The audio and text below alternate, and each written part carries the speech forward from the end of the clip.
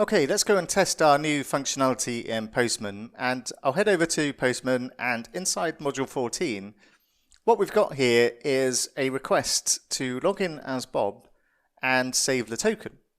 So what we were doing earlier is we were logging in as Bob, for example, we were getting our token, and then we were manually copying it and pasting it. So I'm just going to click on send on this request, and of course it fails because we need to restart our API before we can actually test this. So I'm going to cd into the API, say .NET watch run. And this will also, of course, update our database with our new tables. So we've got our create table activity going on there. And let's go across to Postman and give that another go. So I'm just going to log in as Bob. And we get the success back. And like I say, previously we would need to copy this token when we want to make an authenticated request to our API. And inside the body of this, same as before, but what's new in this one, if we take a look at the tests tab, notice that on this we've got test results, 3 out of 3 are successful. And if we click on tests and take a look at what's going on inside here, then inside Postman we can actually do automated testing of our requests as we use them. Now the purpose of this isn't to test our request. The purpose of this is to save our token into memory or Postman's memory and make this available for us to use as a variable inside our other requests. So what we have here is a user object, and we get this from Postman response.json. We get our user object when we log in, and we can see our user object here. Now we say we expect to have properties, the 4 properties that we're returning there. And this test has passed because we can see that we get 3 out of 3 successful in the test results.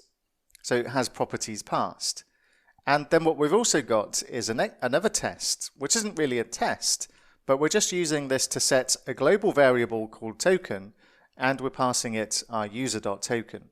So if we take a look at our global variables inside Postman, and we can see these on the right hand side here where we've got our environment, and then we've got a little eye symbol for environment quick look. Then we can see our global variables listed here, and the token that I've just received has been populated inside here.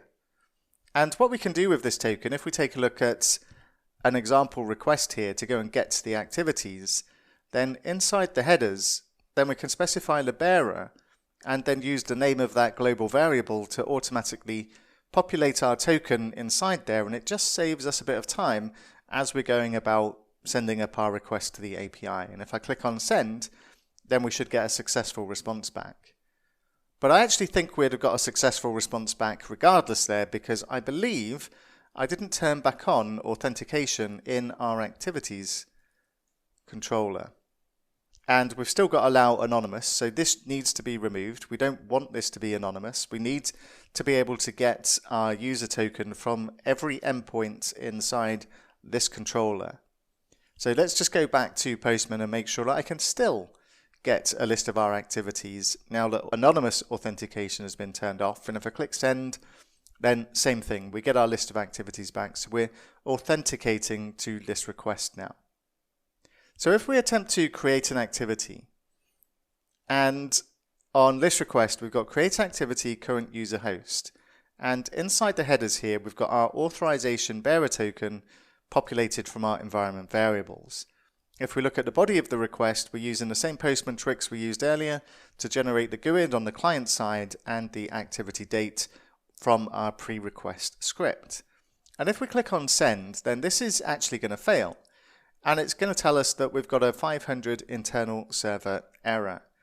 And we've got one of these very common object reference not set to an instance of an object.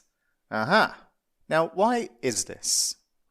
Well, by default, when we ask for an activity from Entity Framework, it's not going to give us the related data. So our attendees are related data for our activity. But when we're creating an activity, we don't actually have any attendees. And one way we can get around this, instead of asking for related data for our activity, in this particular method, which is kind of awkward because we're only actually sending up an activity object via our client here, we don't have the ability to add the attendees. Technically, we could add attendees as an empty array here, but another way to go about this, if we go to our activity entity, then what we can do here is initialize an empty collection of attendees. And if we go back and take a look at our get activities request, you may have noticed that our attendees is set to null. And that's because our attendees collection is never initialized. So what we can do is initialize this inside the entity, and we can say new list of activity attendee inside here.